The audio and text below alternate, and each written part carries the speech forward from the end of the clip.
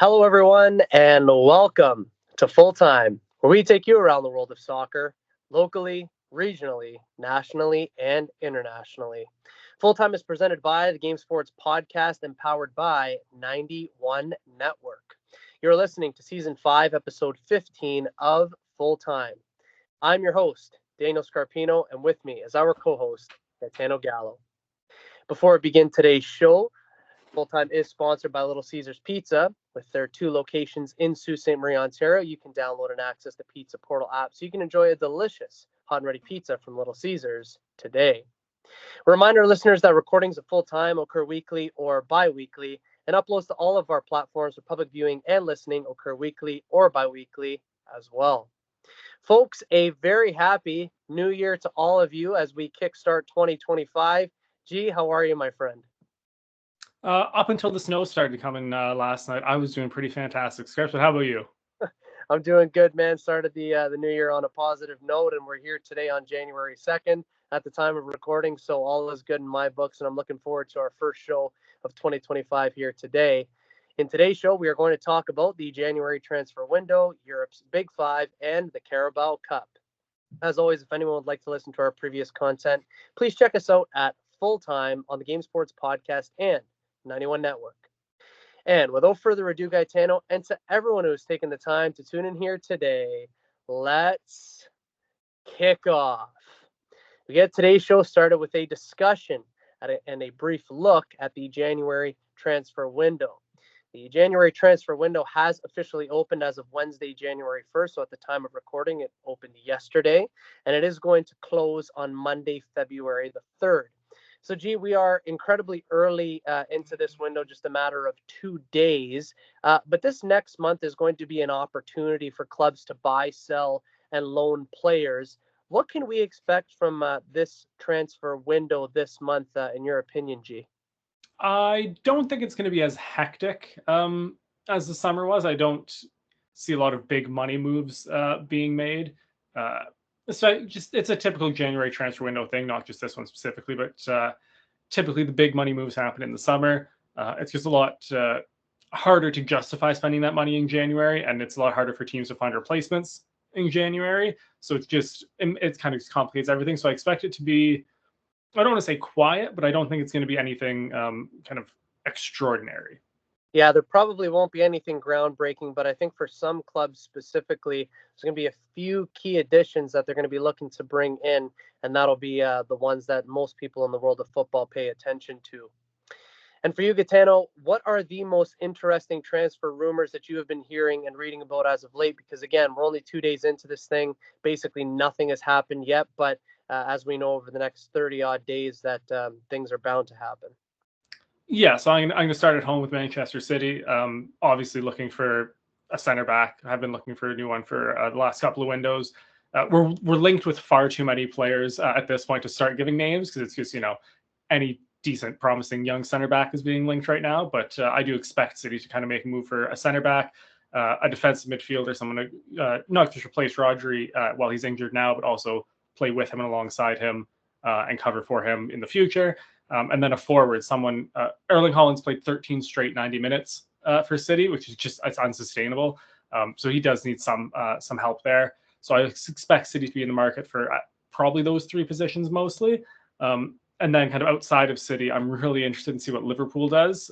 Two huge free agents coming up in the summer in Trent Alexander-Arnold and Mo Salah. The rumors that Real Madrid aren't even going to wait until the summer. They're going to try and sign Trent Alexander-Arnold kind of a cut rate deal, or going to try to anyways, try and get a kind of cut rate deal here so Liverpool can at least get a transfer fee for him instead of losing him for free in the summer. I'm interested to see how that plays out. And then Mo Salah, either, there's no real contract talks with Liverpool right now. Where does his future lie? I'm really just interested to see how that all plays out. Me too. And the rumor mills are all starting to swirl around Liverpool amongst many clubs in the world of football. And I'm going to just take it in a different direction, a very biased direction. And I'm going to go the route of Arsenal for the biggest rumors that I've been hearing, because basically we've been linked with every single striker and attack. Like I got linked with the club the other day. I'm gonna rhyme off some of the names that have been discussed in the media as of late that Arsenal could potentially be in for, or who have said that Arsenal is interested in at least having a conversation with. Ademola Lookman, Mohamed Kudus, Danny Olmo, Marcus Rashford, Victor Gyökeres, Jonathan David, Canadian by the way, Alexander Isak, Johan Bakayoko, Evan Ferguson, Arda Güler, Dusan Vlahovic, Victor Boniface, Martin Zubamendi, who apparently was in for City, might be in for as well potentially. Rejected Liverpool in the summer also. Yes, exactly. Brian Cuemo, Antoine Semenyo, Randall Colomwani, Nico Williams, Javi Simons, Morgan Gibbs-White, and Alex Baina. Those are just some of like the main names that Arsenal have been linked with. So if we don't get one of these players or somebody that's going to improve our attack, mainly from the striker position, I'm going to be very disappointed. And I think in order to challenge Liverpool, which we're going to talk about here in just a moment's time, I think that it's going to be crucial for Arsenal to do something this window. But the window is good and well open. And when do you foresee, Gitano, that moves might start being made and the discussions are really going to start ramping up? Typically, it's in like the second week. That's kind of when all the, and maybe not the deals not like finalized, but I feel like that's when the gears really start turning on most of these deals. It also lets the clubs play a couple games in January, and unfortunately, like sometimes you get someone gets injured, or you see kind of a glaring weakness in a game that you go, okay, like now we actually need to go and get that forward, that defensive midfield. So yeah, I would say it's going to be kind of not quiet this week, but it's going to be rumblings, and then I would assume like next week it's really going to start picking up. I'm with you on that. And the nice thing about our show here on Full Time is that over the next month, we are going to highlight all of the major transfer moves in the world of football. So everyone that listens and watches to our show is going to get 3 updates regarding the January transfer window. And again, you can get that right here on Full Time. And we're very much looking forward to keeping everyone up to speed with this month's transfer window. Let's now move things along to Europe's Big Five, and we will begin with the English Premier League. The festive period is officially over as regularly scheduled games begin once again this weekend following a 1 game per week format. As things stand to begin the calendar year, it's Liverpool who is top with 45 points. Arsenal is second with 39 points. Nottingham Forest is third with 37 points. Chelsea is fourth with 35 points. Gitano, Liverpool still have that game in hand as that Merseyside derby got cancelled. It's tentatively rescheduled for February the 11th, although it's not been confirmed yet.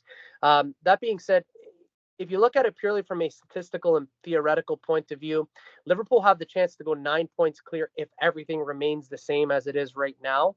And again, assuming that they win that rescheduled fixture. So what could be said right now for the league leaders, Liverpool, and everyone else who's chasing them? Yeah, I think for Liverpool, they're going to want to kind of keep up the same. Like we kind of just discussed in the transfer windows, there's kind of a chance for some real shakeups in that squad coming January. And even if it's, even if Mo Salah and Trent don't leave in January, if they agree to a pre-contract to leave in the summer, that could cause some serious, shockwaves in that dressing room and on the pitch. So I think, for the next 4 weeks, they're just going to try and look to just get to February 4th, just get there, nothing major, in terms of transfers or results, and just kind of go from there. But in terms of the team chasing them, like there's some teams pretty close on the heels, Arsenal and somehow Nottingham Forest. So, there's a lot of pressure on that sense for them. So I think it's going to be a really interesting month for them. I think so as well. And again, it always seems to be the case, and you can attest this more than anybody, when you're the team at the top of the table, it's almost that the rumors intensify because they want, people want to see the drama, right? They want to see the shakeup. So the fact that Liverpool is experiencing this as a team that's chasing Liverpool, I quite like it. But to be in that position, again, I'll let you speak on it. But all of those rumors, that has to weigh on a squad, and then it comes into effect of how big your mental toughness is, isn't it? Absolutely. And I mean, you've seen Man City are fantastic at doing like behind the scenes documentaries. Like you see, the players are just, and I think it's not that it's not a credit to players, but I think it's massive credit to Pep Guardiola, how like just razor focus he keeps that squad. It's never, even in the media, he always talks about like, oh, when they say like, oh, you have this game coming up, that game coming up, he's always who are we playing next? Next game is all that matters. And he kind of gets the squad kind of to buy into that. So I think, I'm not overly familiar with Liverpool's manager in terms of, kind of his like behind the scenes stuff. We haven't really seen a lot of him in that aspect. But obviously, coaching at this high level, he has to have some level of that. And the way that they've started this season, you got to think that they're whatever he is saying in the locker room, they are buying in pretty wholeheartedly. So yeah, I think it's a ton of pressure on them. It's a new position for them to be in. If we're going to be totally honest, really haven't challenged this for the title like this since 2018-19, and then obviously when they won it. So yeah, it's and a lot of that squad, isn't the same anymore. So it's a new position for a lot of these players, from the manager as well. So it's going to be a big challenge for them. Yeah, I think that there's about 6 players, if I recall, in that squad that's been in this position before. But for many of them, it is new and fresh. But it's going to be interesting to see how the players handle it, and of course, how the manager handles it as well. In the relegation zone, Southampton is last place in 20th with just 6 points. Leicester is 19th with 14 points. Ipswich Town is 18th with 15 points. Gitano Wolves finds themselves out of the relegation zone by collecting 7 out of a possible 9 points from their last 3 games with their new manager since he's come in. But I think that we're going to have a lot of time to discuss the likes of Wolves, Ipswich, Leicester, and even Everton as time goes along. The question to start 2025 has to be about Southampton. I think, do you think that, we can officially say that they are done and that we can write them off this season? Because we've been holding off on not making any major assertions yet. We said that we weren't going to do it till after Christmas, but what do you think that we can say now? Yeah, I mean, 6 points after 19 games. Unless a miracle happens, I don't see it.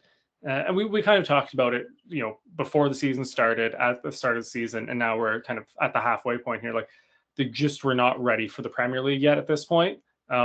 They're obviously very good in the Championship. Don't get me wrong; I'm not trying to slander them here, but it is a massive jump from the Championship to the Premier League. It's a very young squad, just clearly not ready to make that jump. They'll go back down to the Championship, have probably a fantastic year next year, and kind of build and grow from this. But yeah, I can't see them surviving this. I can't either. To be in single-digit points after half of the season played, it kind of spells disaster. So I think our first major show for 2025 is to say that Southampton is bound to be relegated for sure. Italy Serie A keeps us on the edge of our seats as it has done all season long. It's a tie right now at the top of the table between Atalanta and Napoli, who both have 41 points and are only separated on goal difference at this moment in time. Inter is behind them by only a single point, but they also have that game in hand that they still need to play. Lazio, Fiorentina, and Juventus are all trying to catch up.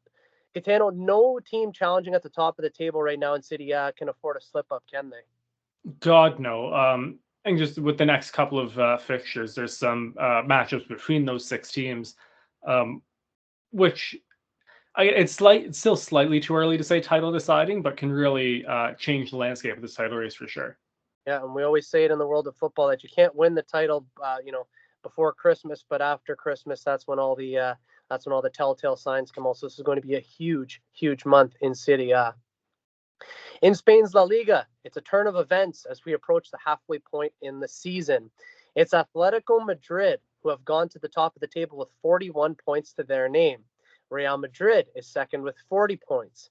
Barcelona slide down to third with 38 points after they have only picked up 1 win in their last 5 games. Athletic Club is fourth with 36 points. Gee, we've been talking about it for literally months.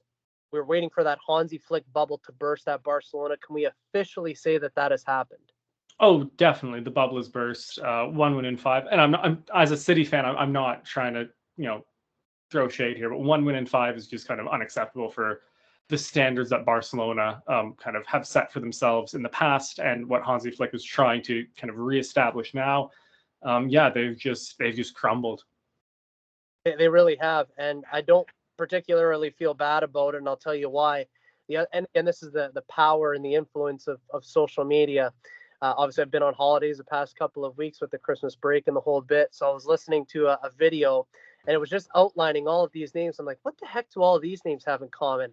And it was all the players that Arsenal once had that Barcelona had taken, but now that we're linked with Danny Olmo, like, you know what? I hope we just take him out of spite and out of pity. But I'm not mad that Barcelona is on this dip in form. So the fact that Atletico Madrid has gone to the top. We figured that they were going to have a great season. They had probably the best summer transfer window. I think that's what we said in the summer. They were amongst the best. Real Madrid doing what they do.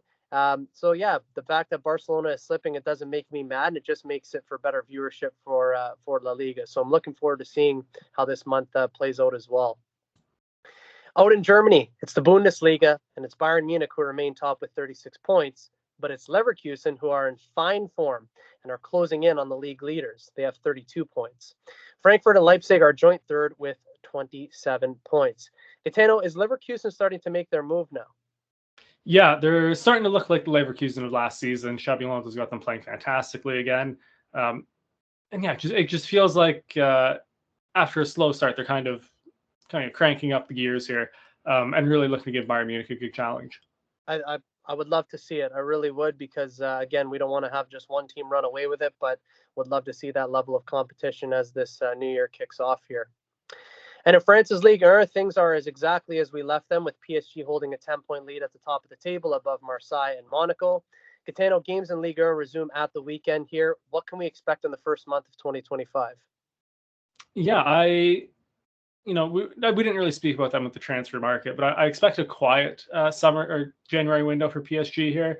Again, they're trying to, I don't want to call it organically build a squad, but they're trying not to just load it up with superstars and just kind of build a real team. So I don't think, with the way that they've been playing, obviously Europe aside, they've been horrible, but domestically they've been playing really well.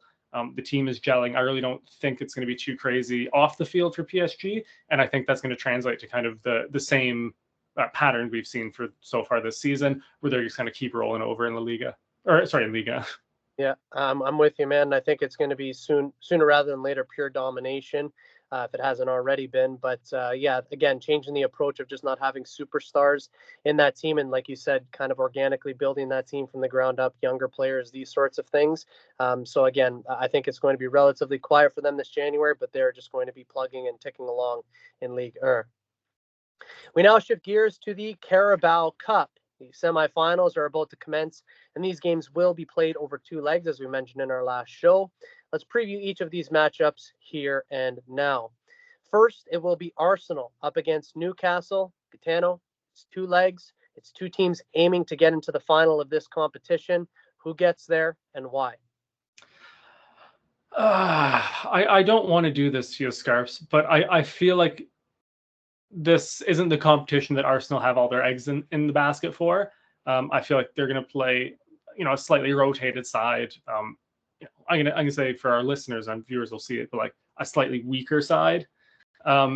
Just it's the Premier League is really the main focus for Arsenal right now. But I think for Newcastle, not being Premier League title challengers and really kind of wanting to get that first trophy under this new ownership, I think they are going to go all in on this. It's going to be close. I would expect maybe 1 goal difference. I would honestly not even be surprised if it went to extra time or penalties over the 2 legs. But I think Newcastle are just going to squeak it. In fairness, even though it goes against my team, I actually like your reasoning. To me, it actually does make a lot of sense. I am obviously going to go the other way, and I am going to say no for a bunch of different reasons, but the main one being, I think in terms of momentum building, if Arsenal is going to catch Liverpool, I actually think that they need this. Maybe not necessarily to win it, as strange as that might sound, but I think they do need to get to the final at minimum to kind of give them that bit of confidence, that bit of momentum as the season sort of ticks along. Obviously, the big injury to Saka, there's a few other players that are out. I think that the squad will be rotated slightly, but there's been some players as of late who have been stepping up. Miles Lewis-Skelly, Ethan Nwaneri, all of these types of players. I think that there's going to be minutes to be had, but I think that the players who come into that rotated side, to your point, I think they're going to step up huge. So I am going to take Arsenal, and of course you will take Newcastle. In the other semifinal, there's Tottenham and Liverpool, who will battle things out. Gitano, this one should be entertaining, if nothing else. What do you foresee happening in this one? I think this has the potential to be a bloodbath. I really think the way Tottenham have been just awful the last couple of weeks. They've been played off the park by just about everyone they've played. They're just terrible. And Liverpool are in fantastic form. I think they're going to want to get this first trophy under the new manager, kind of light a spark under their season. So I think Liverpool, this is going to get ugly. I think this could be won by 4 or 5 or 6 on aggregate, truly.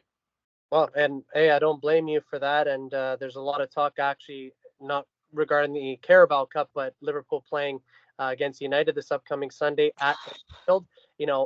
People were saying that it's not that they think it will happen. I don't think it will happen, but it's not inconceivable to think that Liverpool won't dust Manchester United 8-0. Like it's possible that could happen. You know what I mean? If Newcastle could finish, they could have put 8 past United last weekend.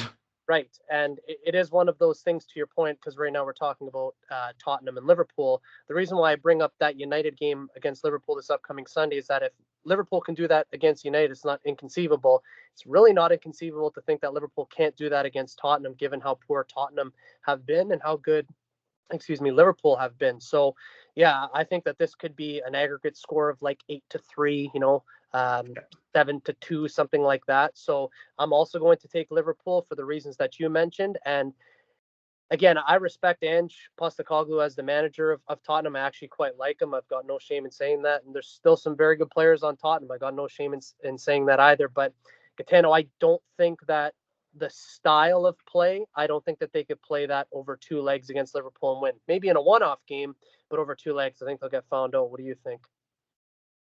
Absolutely. Like you said, in a one-off game, there's a chance they could, get that result, get some lucky breaks, squeak it out. But over 2 legs, Liverpool. Because even if Tottenham squeak the first leg, get a 1-0 victory, a 2-1, like in the second leg, Liverpool are going to come out and they're going to score 3 or 4 or 5, because Tottenham's defense is that bad. And I also just think that Tottenham doesn't have the offensive spark to match that. So yeah, I think, like you said, over 1 game, there's maybe a bit of a better chance, but over 2 legs, they're going to get crushed here. Yeah, I'm totally with you. So, Gitano, our predictions are as follows. You're going to take Newcastle and Liverpool to make the final. I'm going to take Arsenal and Liverpool to make the final.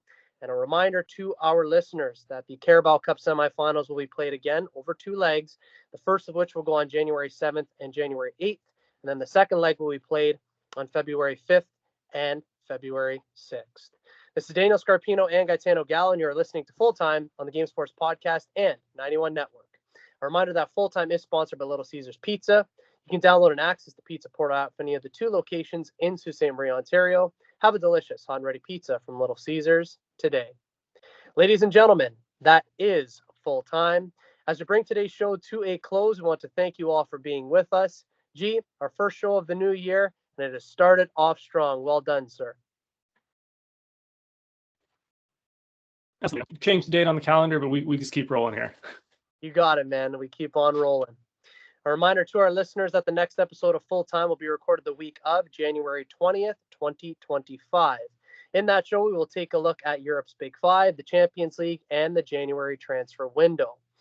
As always, we'll keep everyone in the loop with all the happenings in the world of football. For weekly content, make sure to hit like, follow, and subscribe to all platforms of both the Game Sports Podcast and 91 Network on YouTube, Spotify, Apple Music, Facebook, Instagram, X, TikTok, Podbean, and Spaces at SueToday.com.